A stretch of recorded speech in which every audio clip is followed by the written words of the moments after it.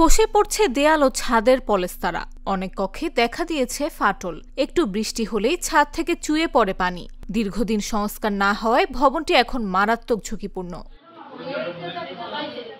নানা সমস্যায় জর্জরিত শরণখোলা উপজেলা স্বাস্থ্য কমপ্লেক্স। 50 শয্যার সরকারি এই হাসপাতালটিতে প্রতিদিনই ভর্তি থাকেন 100-র বেশি রোগী। বেড না পেয়ে অনেককে চিকিৎসা নিতে হচ্ছে ফ্লোরে। কখনো সেই জায়গাটুকুও মিলছে না।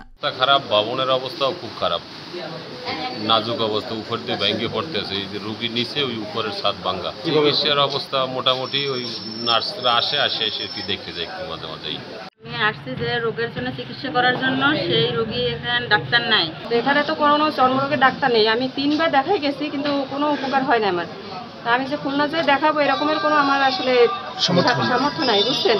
আমরা তেমন একটা ভালো চিকিৎসা পাই না, কারণ ভালো ডাক্তার নাই এবং ফ্যান নাই, ভালো একটা জায়গা না, পরিবেশ ভালো না, বাথরুম ভালো না, নোংরা থাকে। এতে আরও আমরা আসে অসুস্থ হয়ে যাই। চিকিৎসা নিতে আসা রোগীদের অভিযোগ, হাসপাতালে নেই পর্যাপ্ত ডাক্তার, নেই পর্যাপ্ত ওষুধ। নোংরা পরিবেশে চিকিৎসা নেওয়াটাও একরকম ভয়ের ব্যাপার হয়ে দাঁড়িয়েছে। আমরা এখানে অনেক রোগী অনেক বেশি, 50 শয্যা বিশিষ্ট হসপিটাল, তো সেই তুলনায় রোগী অনেক বেশি থাকে, 80-90 প্লাস থাকে। তো ডাক্তার সংকট, যে পরিমাণ রোগী, ডাক্তার মানে অন্য সবার রাউন্ড দিতে দিতে আসতে অনেক টাইম লাগে। আর বিল্ডিংয়েরও সমস্যা, বৃষ্টি হলে পানি পড়ে। তারপরে আমরা সব মিলাই চেষ্টা করছি যেন রোগীরা ভালোভাবে সেবা আমাদের থেকে পায়। গরিব মানুষ, আমার তো টাকা পয়সা নাই।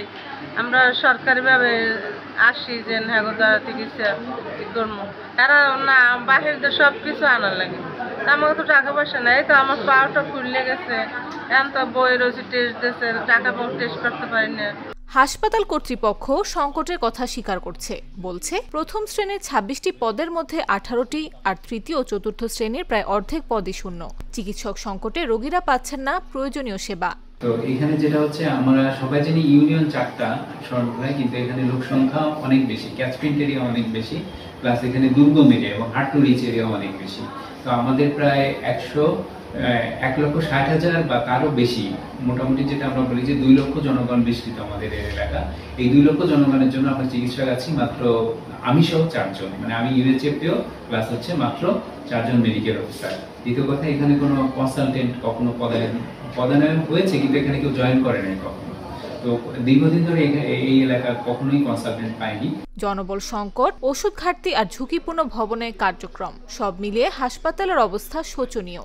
নতুন ভবন ও পর্যাপ্ত জনবল না পেলে স্বাস্থ্যসেবা নিশ্চিতে বড় চ্যালেঞ্জ রয়ে যাবে শরণখোলার এই অঞ্চলে। নাফিস আব্দুল্লাহ, জাগো নিউজ।